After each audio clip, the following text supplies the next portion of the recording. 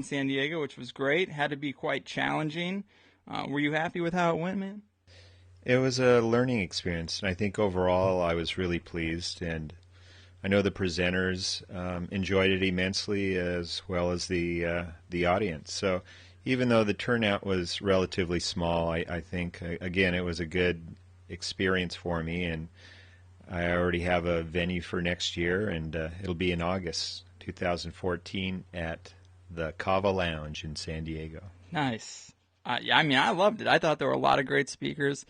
I actually thought what I saw of Lennon Honor's presentation was very interesting. He talked about 9/11, media's trauma cycles, and the male and female paradigm, how that's been warped and twisted. And we're talking about doing a THC show next month. He should be an interesting guest. His presentation was pretty good. Yeah, well, I mean, he's so well versed in so many different topics. The guy's a family counselor, and I think he has a very unique insight and approach to looking at the family, not like in some religious, zealous way, Right. but just in terms of how, the powers that be have sort of systematically broken the family apart in terms of the roles of people in families. Mm-hmm. And yeah, it was when I read his website, about a year ago. I just thought, okay, yeah. But then he gets in, it's like all these tentacles that get into other aspects of conspiracy. And so actually he's going to have an article on the 9/11 fear-based media mind control in not this coming issue, but in our winter issue. Excellent. Also, Freeman talks about Disney's role in shaping that male-female paradigm in the family. If you look at most Disney movies, especially in the 90s before Pixar, you won't see very many strong female mother roles. Mm-hmm. Or if there is one, like Bambi, she's killed. Right. In Aladdin, Jasmine just has a dad. There's a reason for that. It's because they say that the female is what holds the family together. She's the nurturer, and both the male and female children don't form correctly. There's just a warped way that they form their personalities without that motherly role. So you can take out the mother, and then it's just all aggression. You find the sons are just overly aggressive. They have no nurturing tendencies at all. Females don't get the nurturing instinct. They don't know how to channel it correctly. So they're all fucked up in the head. So apparently that's what Disney's trying to do. Right. I wonder if they've been doing that for a long time, or if that's something just of recent vintage. Because the reality is Walt Disney was a Freemason. I mean, in and of itself. Yeah. Who knows?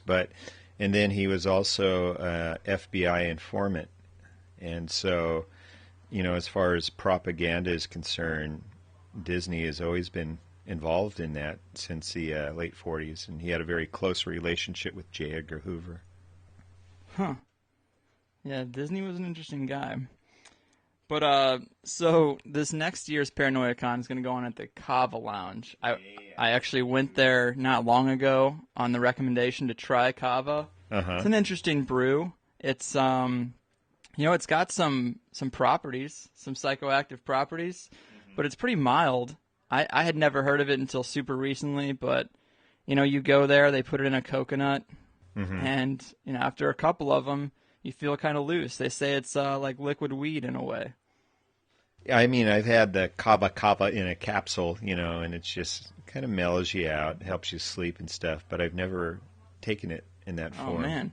Well, it's going to be a party there. Yeah, well, it's so neat. It accommodates 150 people. Nice. And there's a bar right there, and then there's the dance floor where we're going to set up seating, and then there's a stage, and then there's like this other room that's like sort of right above where the main floor is. Mm-hmm. And so I was thinking about setting up vendor tables there, and then also putting a big screen TV up. So if people are kind of looking at books and stuff, they can still see the presenters.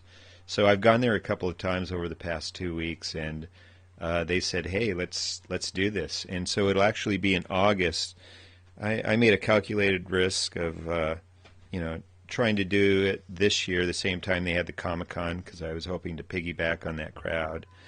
I failed miserably. But, again, it's learning experience. Right. I think it would have gone, it was just a little too far from the crowd. Had it been closer, I think there definitely would have been some runoff, because there's all kinds of people walking around. There's all kinds of events going on down there, but I'm sure the rent would have been twice as much. Oh, too. yeah. I mean, I tried. I asked a few places, and they go, yeah, you want to pay $1,000 a day? No problem.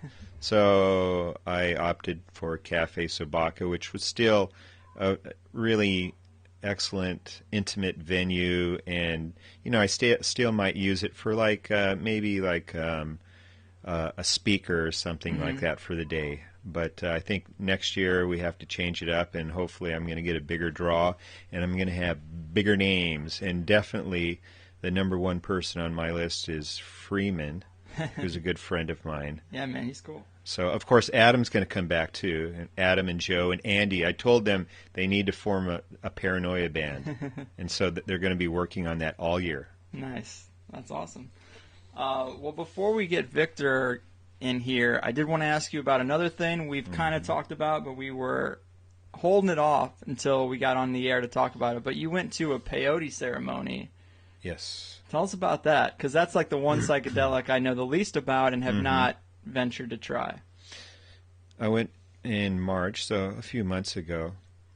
A person invited me, and I was a little hesitant, but I said, what the hell. So I went, and it was for a full weekend, and it was in Tecate at the Cumier Reservation. And it's actually the same place where Carlos Castaneda did a lot of his experimentation and transcending and evolving. So it was a couple of days. They had a sweat lodge. They had dancing. And then that Saturday night is when they had the peyote ritual. There were 3 shamans that conducted it. And so they had the campfire and about 15 people around. And so basically it was just in powder form. And so, he gave everybody a scoop, and you drank water with it. And then I didn't feel anything, really. And then they give you one more. It's equivalent to a gram, I think. And then all of a sudden, it started hitting. But it was weird. It wasn't like shrooms or LSD in terms of the visual aspect of it. It wasn't full-on hallucinogenic. It was more like having an awareness or a connection of people around you as well as the earth. I mean, it seemed like sort of like the dirt was breathing and the tree was alive. You could sense that things were really alive. And so as the night progressed, you could see everybody going through a different experience. Damn, that sounds intense. How long does the drug last? I've heard it's like one of the longest running drugs, like in your system. The trip is apparently hours long.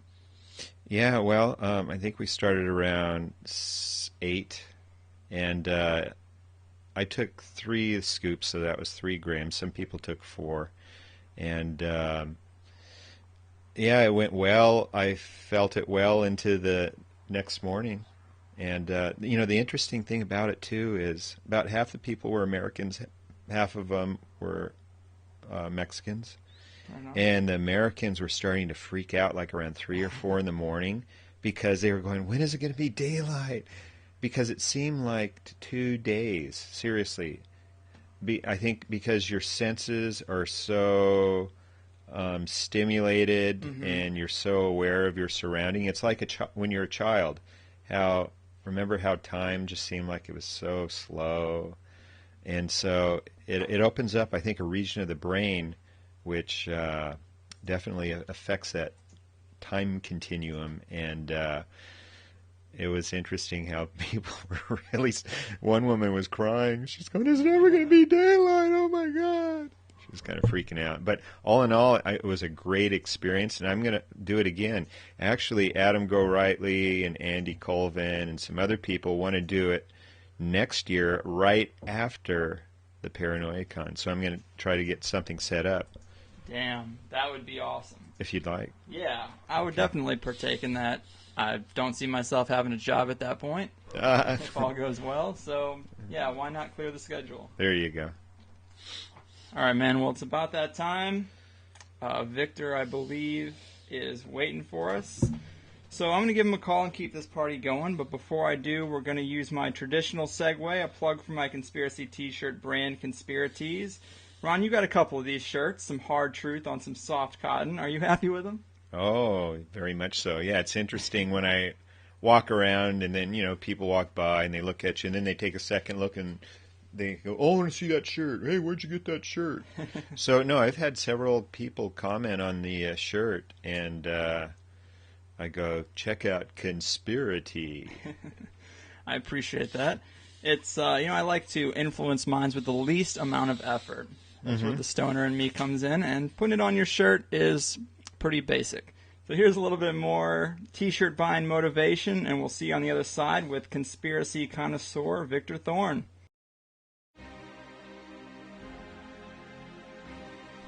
We're here because we don't buy into the bullshit of mainstream culture. We're tired of the mundane, passionless careers we've been shuffled into as a result of this orchestrated debt-based system of rule, and the stranglehold on education and entertainment by cold, soulless corporations. People, yes, we are frustrated. Yes, we are tired. And we reject the brave root tranquilizers that are Monday Night Football and an ice-cold Budweiser. We have to stop hiding. Stop hiding behind the headphones and the Cherry Popper 420 username. Let the world see that the resistance is strong and society is changing. There was a time to be anonymous, but that time has passed.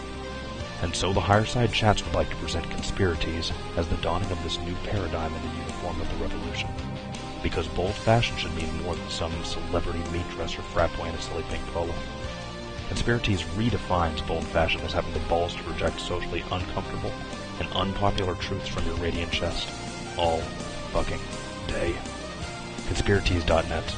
Let them know that you know. Bold designs for troubled times. Hard truths. Soft cotton.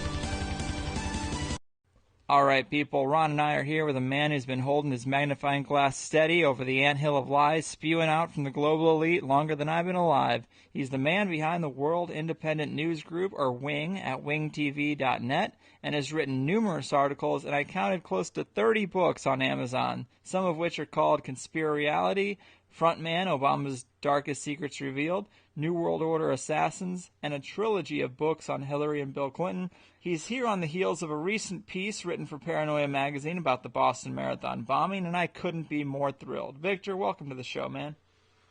Well, it's great to be here with you and Ron, and I look forward to this interview, and also feel very privileged to be able to write for Paranoia magazine, which I've said for I don't know how many years is the best magazine in America. So it's great to be able to be part of it. There you go. Right on. Yeah, it's a real pleasure. I mean, I've been digging into your work all week, and I'm hoping we can touch on several subjects. But to start us off, the catalyst for the show really was your Boston bombing article. We just did a show 2 weeks ago with Sophia Smallstorm about Sandy Hook and the crisis actors and the idea that the event itself was more of a fiction than a reality. Do you feel the same way about the Boston Marathon bombing?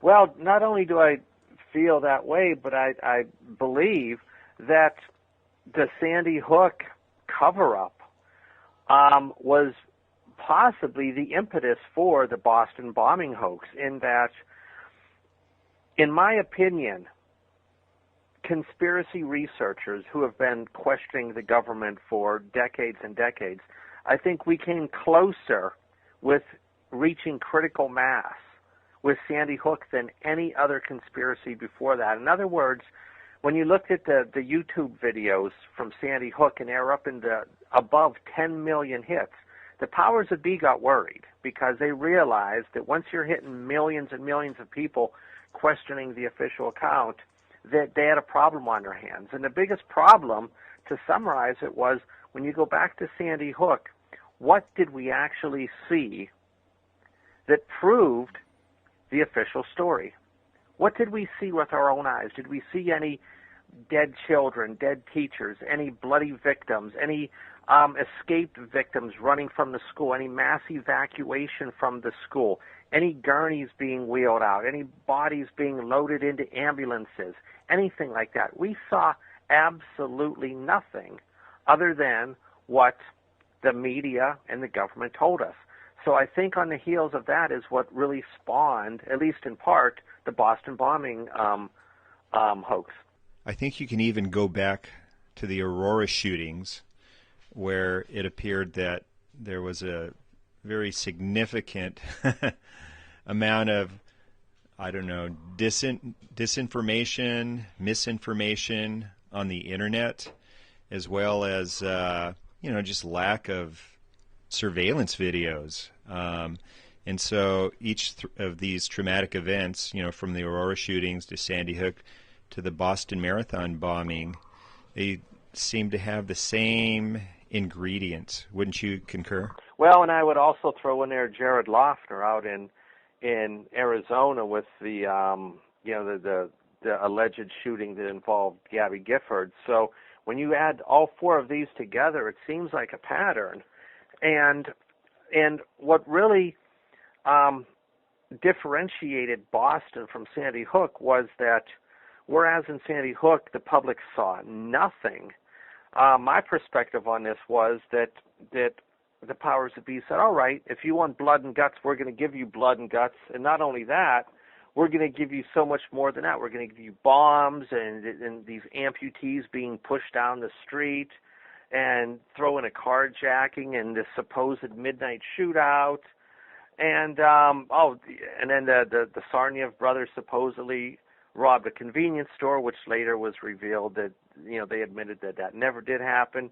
Then, of course, this all led up to this Friday night manhunt in primetime TV, where half of America was sitting on the edge of their seats watching this gunfight, until they finally brought this, the younger brother Dzhokhar Tsarnaev out of this boat where he was hiding, and it reminded me. I sat and watched it that night, and it reminded me of Wag the Dog. So that's where the title came. Wag the Dog meets a strategy of tension. And that, to me, both Sandy Hook and the Boston bombing seemed to me like Wag the Dog spin-offs, where one they showed absolutely nothing, the other they gave a better presentation than even Wag the Dog. And in that movie, Robert De Niro, he says, we're not going to have a war, we're going to have the appearance of a war. So was the Boston bombing the same thing, the appearance of some type of domestic terrorism?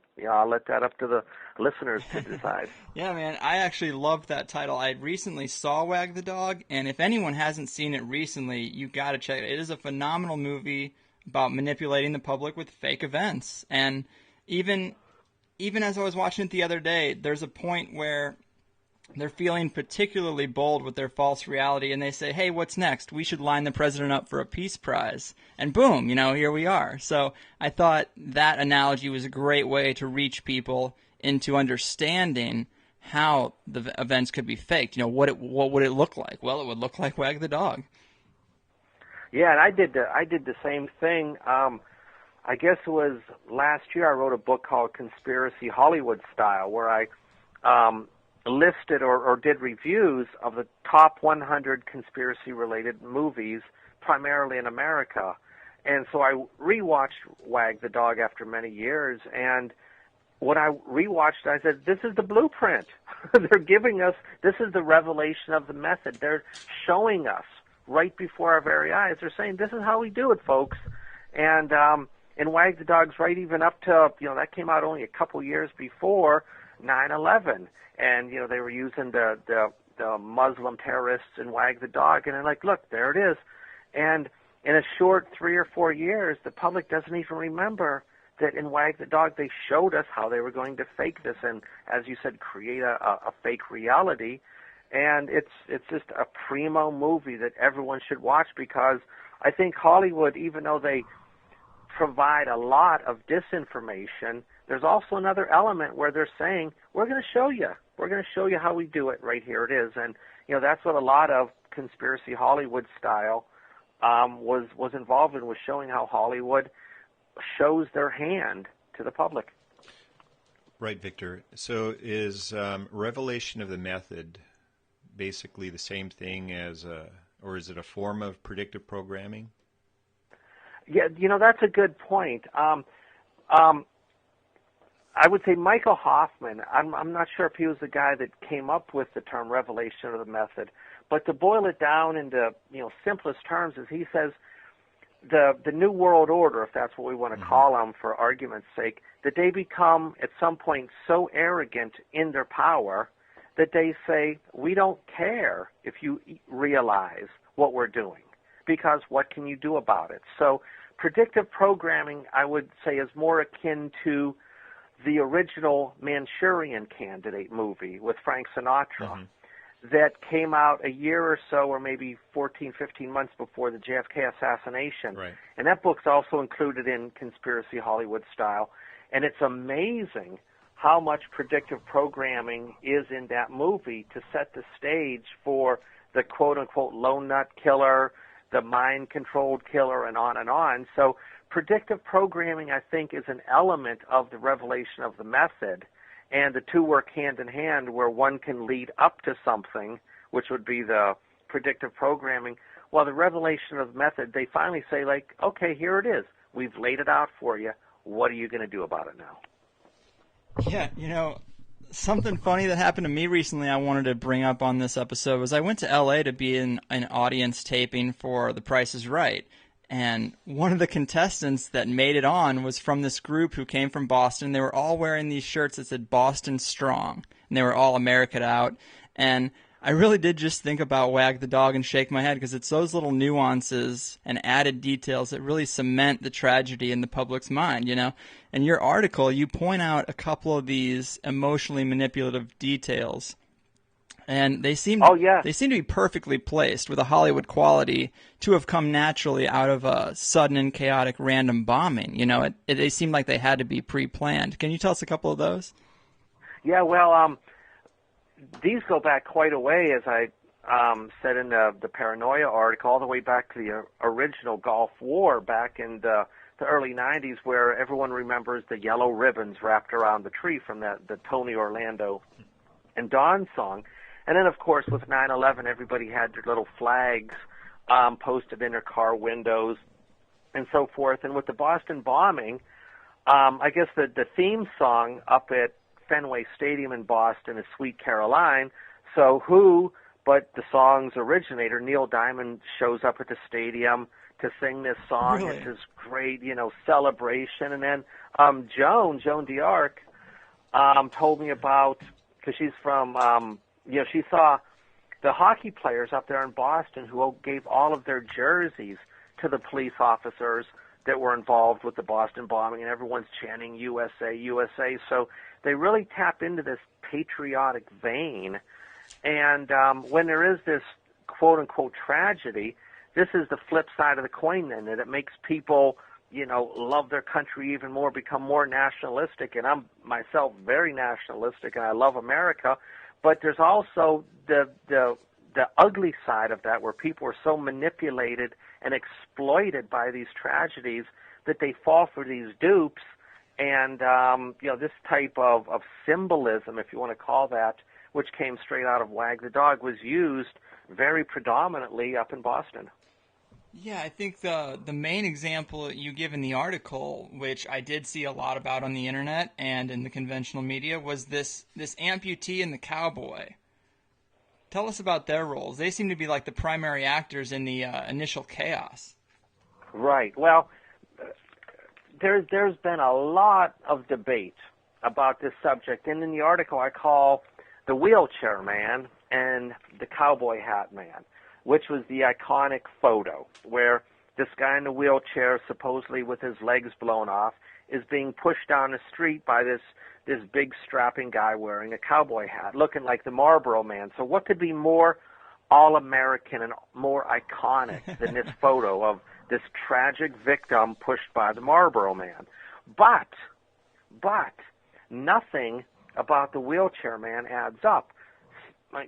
Especially when I looked at that photo the first time. And when your legs are supposedly blown off where his were, these are the biggest veins in the human body, okay?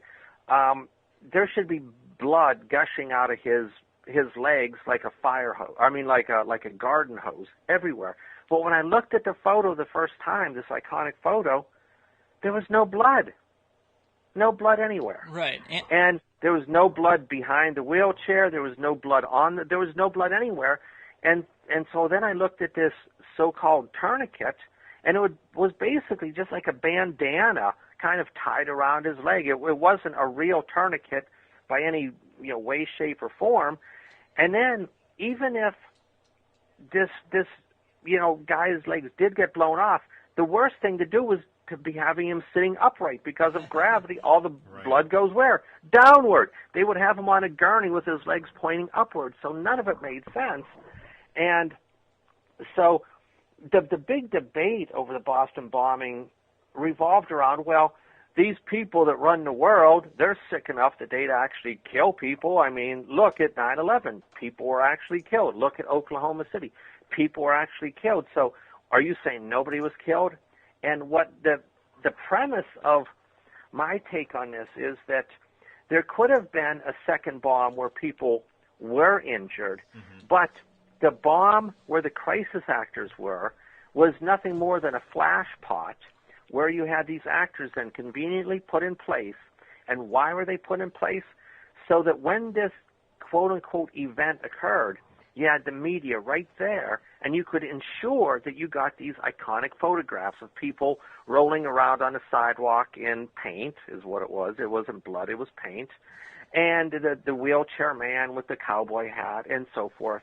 So everything was set up like Wag the Dog so that they could get these it was basically a big photo op, so then these pictures could appear in newspapers all across America. Victor, what's the ultimate motivation behind all this? I mean, considering, you've done a lot of, I think, very exemplary work in researching these traumatic events. What's the motivation behind it? I always have people asking me this. Yeah. Well, with all of these, I think that it's multifaceted when it comes to motives, that there's an array. With the Boston bombing, I would say if you boiled it down to the most important motive was that during this Friday night manhunt for Dzhokhar Tsarnaev, this was primetime TV. This was as good as it gets. It was riveting. People were sitting in their living rooms watching this. And what did they see? They saw martial law in America.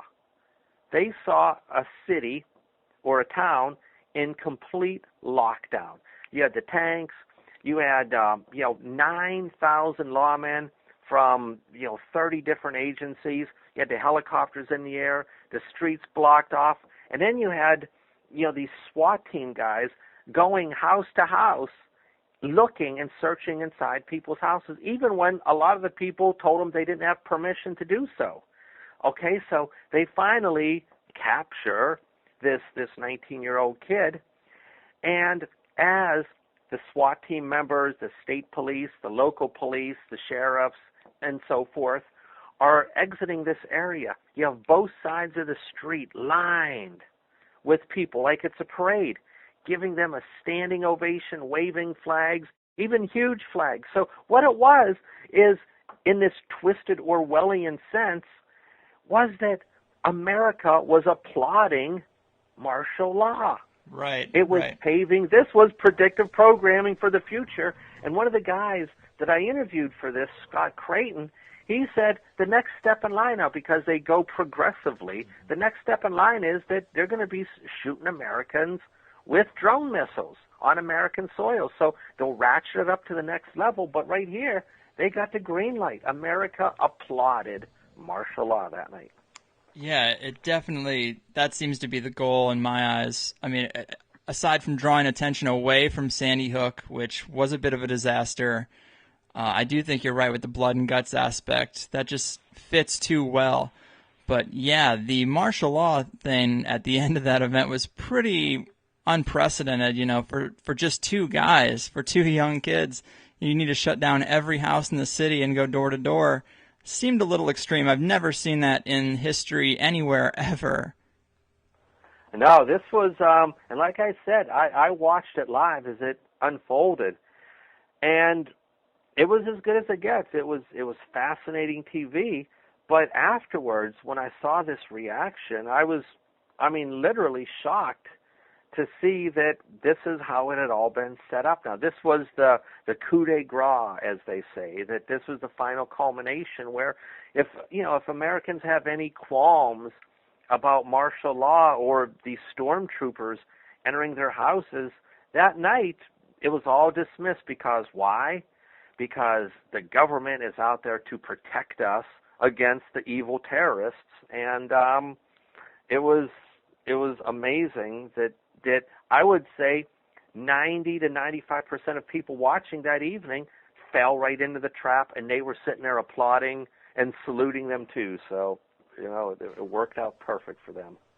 Agreed, man. It just seems like another page out of the manufactured events playbook. But I want to switch gears a bit to another book you wrote recently called Machine Elves, Cosmic Serpents, and Quantum Magic. This seems right up the THC alley. I mean, we've talked about Terence McKenna plenty. I'm a huge fan, which is kind of where the Machine Elves come from. But this place seems to be where conspiracy and psychedelics cross paths. Judging by the title, the book's obviously deals with the psychedelic element and the quantum theory, which they seem to be kind of interlinked as well. But can you tell the people a little bit more about the content of that book? Dimethyltryptamine's involved, I'm sure. Yeah, yes, it is. And one thing, well, I'll have to revert back a little bit, is I have I get easily bored. So I have 40-some published books, and anyone that looks at the title of my book sees that they cover a wide array of different subjects and material. And ever since the 90s, when I started reading Paranoia magazine, that was one of my favorite, it was my favorite element to it, was that when I go to a restaurant, my favorite kind of restaurants are buffets where you get to eat a little bit of everything instead of just having one meal. Well, that's what Paranoia has been for all these years, is they cover all of these different subjects. And one of my biggest criticisms of the conspiracy movement is that a lot of times they pigeonhole themselves. And they say, okay, well, we can look at government conspiracies, but we're not going to look at UFOs, or we're not going to look at psychedelica, or we're not going to look at mind control, or on and on. So they basically set up walls around themselves and say, this is all we're going to look at. So in this book, Machine Elves, Cosmic Serpents, and Quantum Magic, I've had a decades-long interest in this subject, and even though I don't do drugs now, I did my fair share back in my wild days. Yeah. And what I did was look at the greatest ones in this field, Robert Anton Wilson and Terence McKenna, Aleister Crowley, Dr. John Lilly. And so I put all of those out there as a basis and then combined it with not only quantum theory, but also all of these other subjects. I brought in Carl Jung and Carlos Castaneda, and a chapter, The Secret Life of Plants, which is an amazing chapter on the consciousness that plants possess. So when you combine all of these elements, it opens up the vistas for our imagination to like unheard of levels. And if you just tell yourself, I'm only going to be interested in the JFK assassination and 9/11, and that's it, then you're missing out on all of this other stuff. And so that was this book, and then the one that came before it, which was called Reality Bomb, were my attempts to really pay homage to these psychonauts, or these pioneers that paved the way for really a lot of what we did. Robert Anton Wilson was hugely influential in paving the way, as was William Burroughs, for what we do today. So this is my way of just thanking them and allowing people to know who these were, the people that came before us. So, Victor, do you think there's a concerted effort to suppress the use of these types of psychedelics or hallucinogenics, as far as how DMT works and how it essentially opens us up to new realities and expands our consciousness? Oh, absolutely. I'm not the biggest expert on the law of DMT, but what I understand, it's like a federal, you know, like the federal, first-class federal offense to use or possess DMT. So basically what they're saying is they're going to bring the hammer down to anybody that's experimenting or allowing others to use this stuff. They're certainly trying to repress it and keep people away from it. And the big question is why? You know, why don't they want us to see these other quote-unquote realities? Well, you know, Robert Anton Wilson came up with the term consensus reality, where in other words, the government, the church, and the state media are all basically saying, we want to create for you this version of quote-unquote reality that we want you to exist in or reside in. And we don't want you to know anything beyond that. Well, you know, in this book, I also talked about experiments that I do with self-hypnosis and scrying, and that's what the final chapter is all about, is, you know, the culmination of all these ideas, and then I experiment on myself. And, you know, I've had many, many psychic experiences through the years, and once you start learning self-hypnosis and you do this scrying exercises, that it absolutely opens up different dimensions to you. And, you know, in the past when I did LSD and other drugs, that you know, there's the doors of perception are blown open. And I think it's sad or very regrettable the people that are either afraid of this or, you know, have never done it, because if you don't blow these doors open, then in a sense you're accepting the reality that's been bestowed upon us by parents or schools or churches or governments. And to me, that's not good enough. I won't accept that. Agreed, man. And I'm no stranger to the psychedelic method, but what about this self-hypnosis, this scaping, did you call it? Scrying. Scrying. What is scrying? How does one achieve that? Well, scrying is gazing into a mirror, is what it is. So what I did was that I learned this technique of self-hypnosis, where basically you create your own scripts, and you read these scripts aloud, and you use all these different techniques until finally you're hypnotized. And people have misperceptions about what hypnotism is. They think that it's, you know, like what we see on TV where someone's jumping around like a chicken and flapping their wings. Well, you know, that's stage hypnotism. But with real hypnotism, it's simply just a different, an altered consciousness is what it is. So I first self-hypnotize myself, and then I do this scrying experiment or technique where I look into the mirror, and the things that happen are unbelievable, especially when you bring in the idea of intentionality, where in these scripts that I write for myself beforehand, I'll say, you know, what I want to try to achieve during each exercise.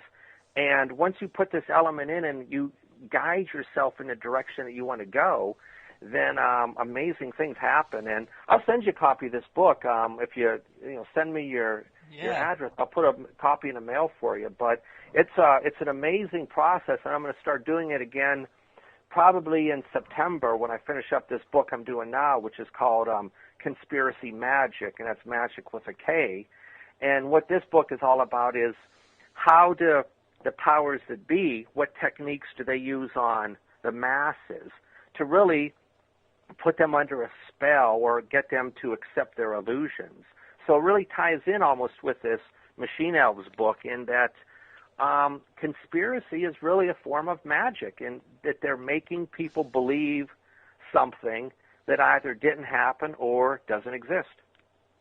So when you're gazing into the mirror for a prolonged period of time, do you look different? I mean, from a visual perspective?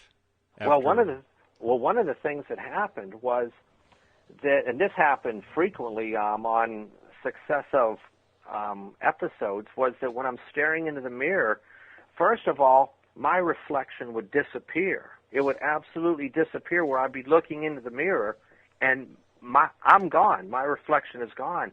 And then afterward, there would be these other faces that would appear, almost like a slow-moving motion picture.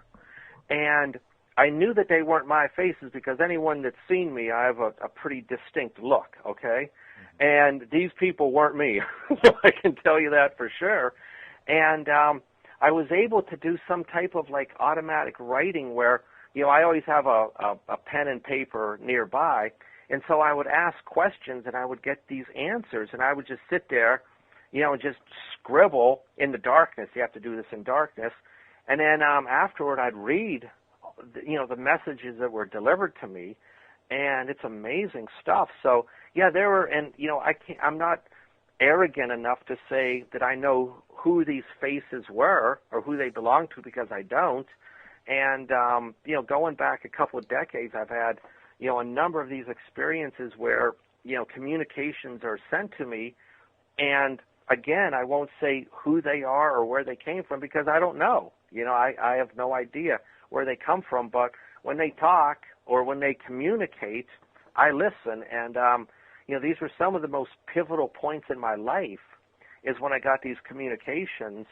And, as an example, when I was 18 years old, I was a wild, wild kid. And, I was a runaway. I was gone the whole summer, kicked out of the house.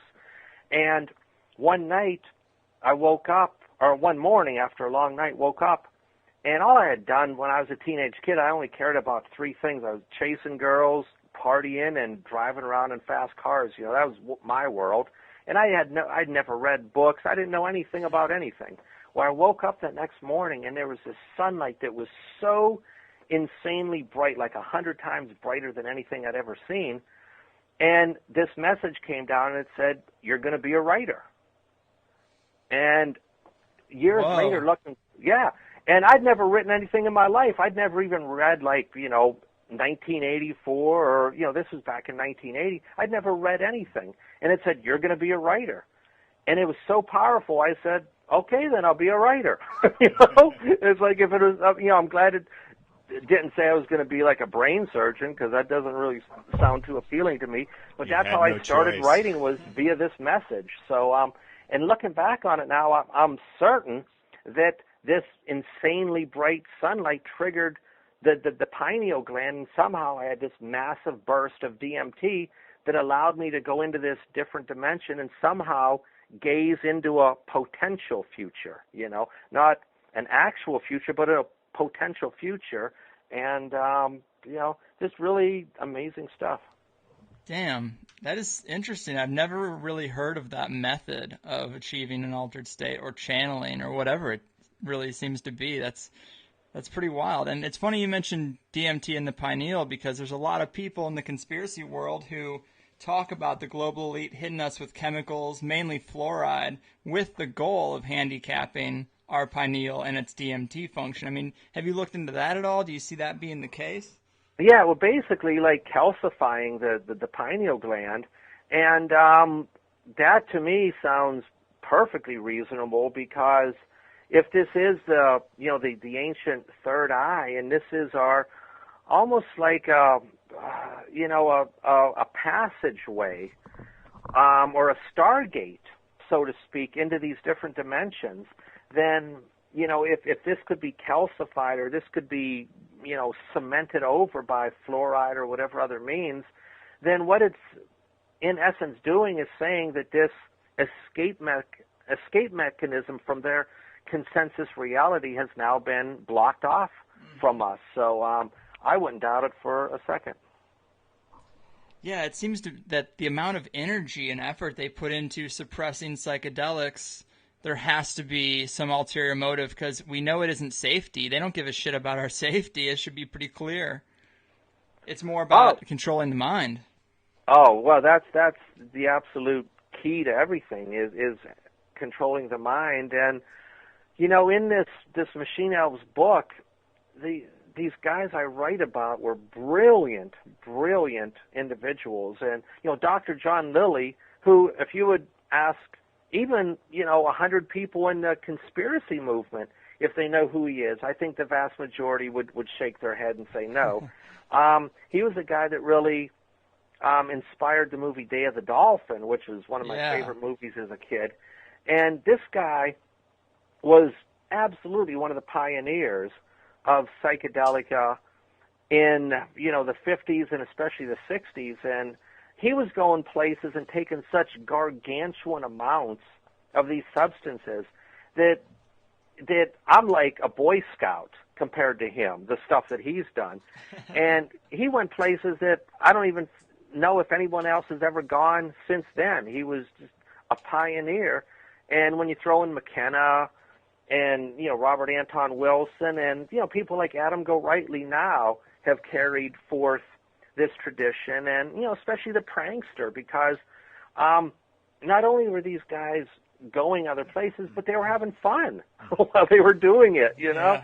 They were having a blast. Ken Kesey and the pranksters and all of these guys, that they didn't take themselves so god-awful seriously. And, I saw a story the other day where there was this rodeo in Missouri, and one of the rodeo clowns put on an Obama face, one of them rubber masks. Yeah. And there was such a blow-up about this that they fired the rodeo clown, and there was all kinds of backlash about it. And I was thinking, the left used to be pretty fun, with Abby Hoffman and the 68 riots out there, and the Chicago 7 trial and Kesey, and they used to have fun.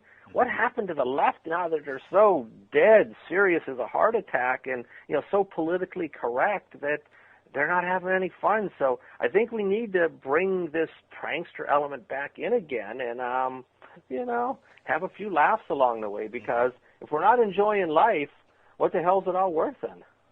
Amen, man. And yeah, that's what we try to do. Adam's great. He's a frequent co-host here on THC. I love that guy. He's fun. Yeah, I've known Adam for many years and published his Death Cults book. Nice. Back in probably A going dark on 10 comedy. years now. Yeah, a real great book, and I've interviewed Adam many times and have quoted him quite a number. I've probably quoted Adam Go Rightly more in my books than any other single writer. So that just shows, how influential he's been, nowadays. Powerful. Well, earlier you had mentioned even people within the conspiracy movement getting pigeonholed or pigeonholing themselves and sectioning off certain topics. Some shows won't talk about UFOs, some shows won't talk about DMT, and I like to pride myself on being able to talk about anything, and I want to talk about another one of your books because it's pretty interesting, and it seems like one of the biggest threads in the conspiracy world is the idea that history itself, in almost every era, has been twisted and warped to tell people the story they, the elite, want to be told. And just as you have gatekeepers in religion and science to tell us what is and isn't possible in this reality and where we come from, you obviously have those gatekeepers in history too. And you wrote a book a few years back called The Holocaust Hoax Exposed. It's a bold title, and I didn't learn about it in time to read the book, but I've read as much about it as I could, and I wasn't sure if I wanted to talk about it, but there can't be anything too taboo for me at the show. I won't allow it. And I thought, really, the elites have lied and twisted everything throughout history, the Boston bombing, 9/11, even Christopher Columbus. So nearly every world event has a slant engineered to shape our feelings and gain support for the elite's objectives. So why would the Holocaust be any different? But let me have you talk about that. What did you discover about the Holocaust? Yeah, well, I like your approach and your philosophy that nothing should be taboo, because why can we investigate the JFK assassination or Pearl Harbor or OKC, but then the Holocaust is off limits? And I know some of the big names, I won't mention any right now, but the biggest names in this field absolutely refuse to touch this one for a number of reasons that also I won't mention. But William Burroughs said, quite succinctly, don't trust history. And he said this back in the 50s. So imagine now, he says, because history can be revised or altered. There are history filters when it comes to the Great Pyramids or anything like that. Right. So with this book, it's called The Holocaust Hoax Exposed. And from my perspective, it's the biggest conspiracy of the 20th century. So what I do in this book, it's only 170, 180 pages long, is I give this wide sweeping perspective on everything that doesn't add up. And, without going into a whole lot of details right now, the big question is that if we resided in Europe right now, and the three of us were doing this interview, there's a real strong possibility that all three of us could be arrested for speaking about this subject. Really? And David Irving and a number of people that are listed in the book have all been arrested and spent time in prison for questioning or engaging in what's called revisionist history about the Holocaust. So, as many problems as we have in America, one thing right now we should still cherish is that we have this ability to conduct this interview or publish books and magazines where we don't have to worry about being arrested. The same thing can't be said all around the world. So, what I did in this book, and people, I strongly urge them to read it, and they can walk away from it, with their own ideas, but I contend that what's known as the Holocaust was so greatly diminished from what is purported with the sacred 6 million number that, in essence, I don't believe that the Nazis or Adolf Hitler had any extermination program intact. What they did was that, Jews and many, many other Europeans including Americans, died in World War II. Most of them in the work camps died from starvation, malnutrition, and disease because the Allies had bombed out the supply lines going to these work centers. And when you have no water, no food, no medicine, and you're rampant with, bugs and disease, hundreds of thousands of people die. And that's the major cause of death was the bombings and the supply lines being cut to these work camps.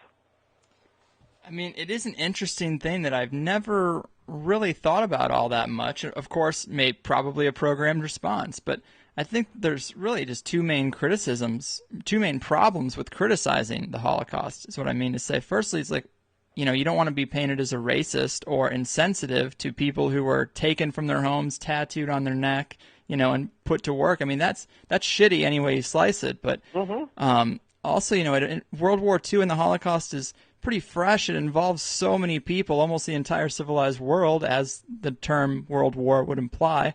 But there's so many pictures and personal testimonies and memoirs that it seems far-fetched that such a lie could be orchestrated without it being exposed somewhere. Well, that's the thing is it is being exposed, and a much bigger thing in the last decade or so when we had the personal computer revolution. And, I have an entire section devoted to these memoirs that you mentioned and dissect all of them. And a lot of the people that have written these memoirs have come out years later and admitted that what they said were lies. And some of these stories are so far-fetched that it's amazing that they weren't vetted or that they even got published in the first place. I mean, Oprah Winfrey just got burned a couple years ago on a big Holocaust book that she and the authors had to come out and admit, that it was fake, that the stuff never happened. And, I guess basically, I've done a lot of interviews on this subject, and just without getting into a whole lot of details, I just set it up this way, is World War II was the last real war in that what we have now is occupations. We go in and occupy Iraq, or we occupy Afghanistan, or we occupied Vietnam. But World War II was a fight to the death. This was real war to see who was going to run the world at the time. So Germany, guess what? Germany wanted to win this war. And as the war went on, in essence, every single able-bodied man from the age of 16 up to 45 or 50 years old was out in the field fighting the war. So this was a massive war machine behind them. So you have all of these factories, and you have to produce bullets and boots and tank parts and airplane parts and guns and all of these things. So how are they doing this? Of course, there'd be some women there that could work in the factories, but when you have, basically the entirety of the German male population out there. You need a lot to support this war machine. So what they did is they captured gypsies and the Allies and the Jews. And what they saw this as was free labor. So if you need to keep this war machine ramped up, and you need every body you can in these factories to keep producing the bullets and the guns and the tank parts and airplane parts, what are you going to do? Are you going to kill them and waste all of these valuable resources and energy to transport them and bury and everything? Or are you going to put them into factories and have free slave labor? Well, the Germans weren't stupid. The Germans said, we want to work these people. We need them to make our bullets for us. So it was completely illogical to kill off what was free labor. It would be like back in the slavery days in America. If a plantation owner, even if he hates blacks, he says, well, I need someone to pick the cotton and drag the cotton. And so what am I going to do? Either have free slave labor or kill all the slaves. Well, of course they're going to use the slaves, It's, to me, the same rationale. And it goes way, way, way beyond that, but that's the simple premise of it.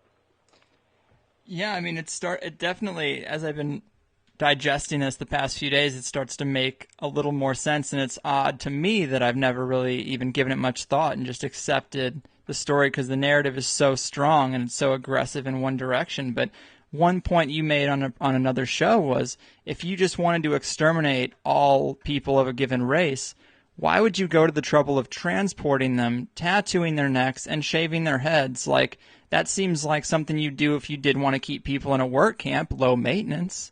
Shave their head and put a tattoo on them so you can number them all. It's definitely degrading, but the motivation probably might not have been to kill. Yeah. Well, and I mean, even Jewish Holocaust scholars admit that there were no quote-unquote concentration camps in Germany per se.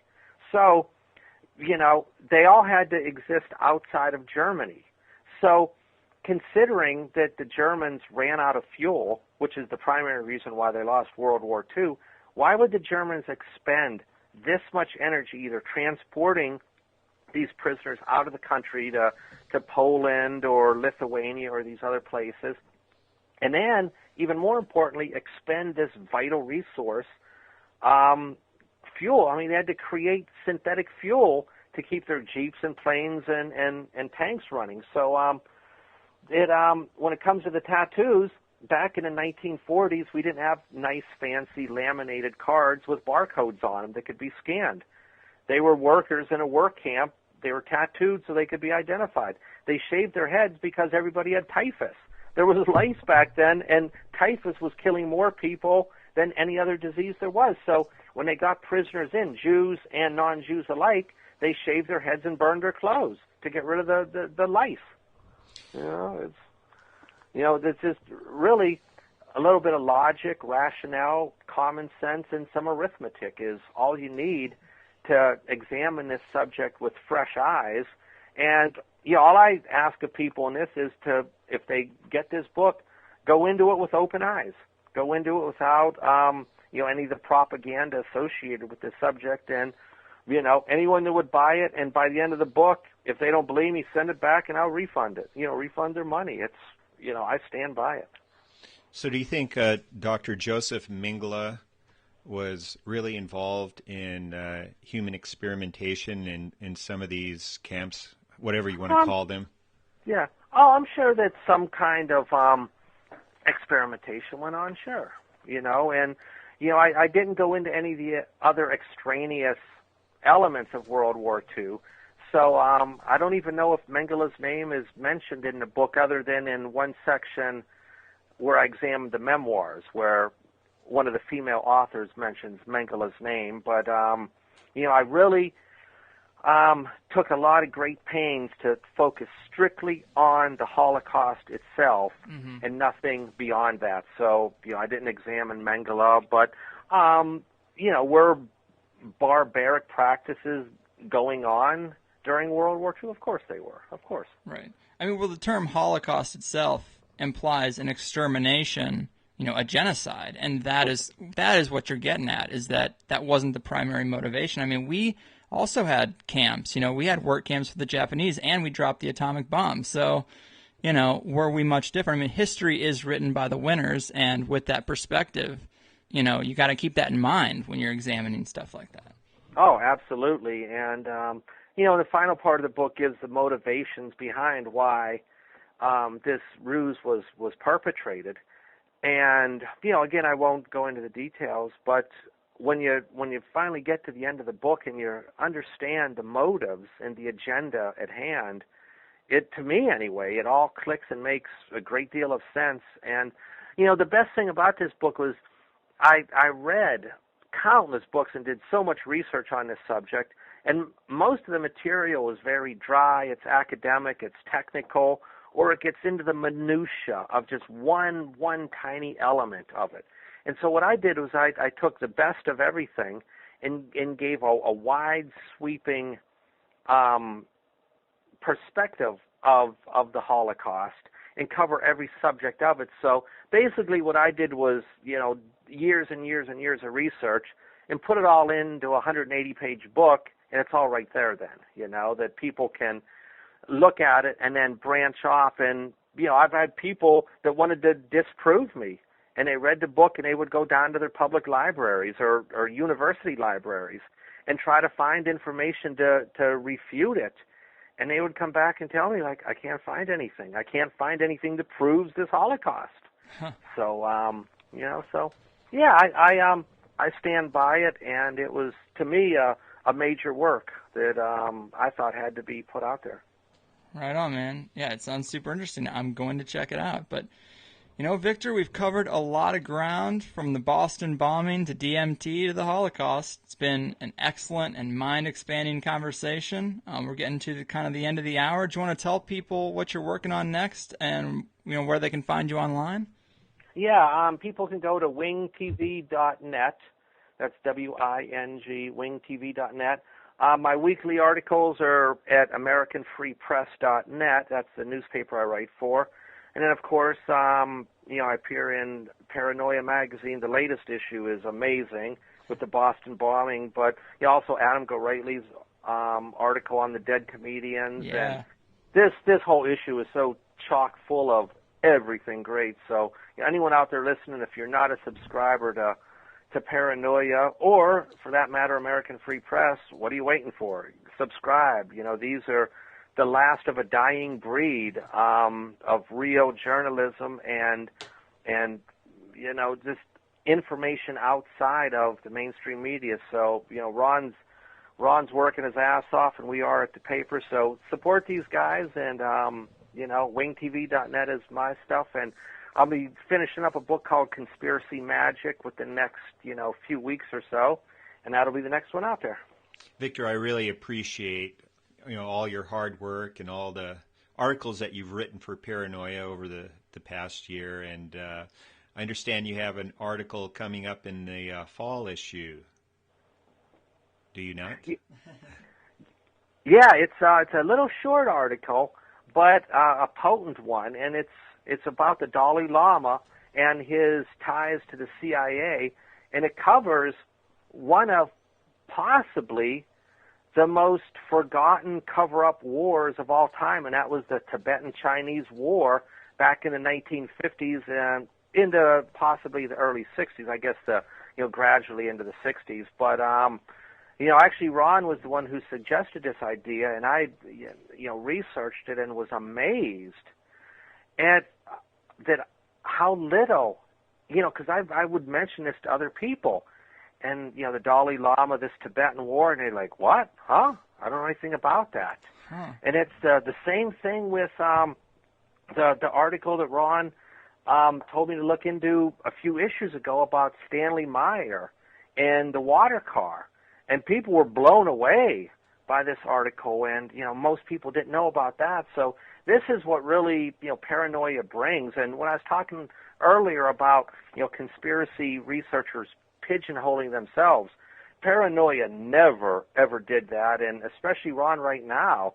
Ron's like blowing out all the windows. You know, he's saying we're going places where people never even heard of, and that's why, you know, it's the best magazine in America. So subscribe, everybody. Right on, man.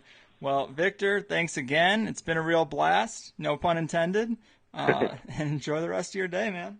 Well, thank you, and send me your address. I'll send some copies of those books out to you, and thank you very much for having me on your show. Absolutely. Thanks, man. Take care. Take care. You too. Bye-bye. Damn, man, that was pretty heavy stuff. How'd you feel about that? Well, it's interesting because I've known Victor, for probably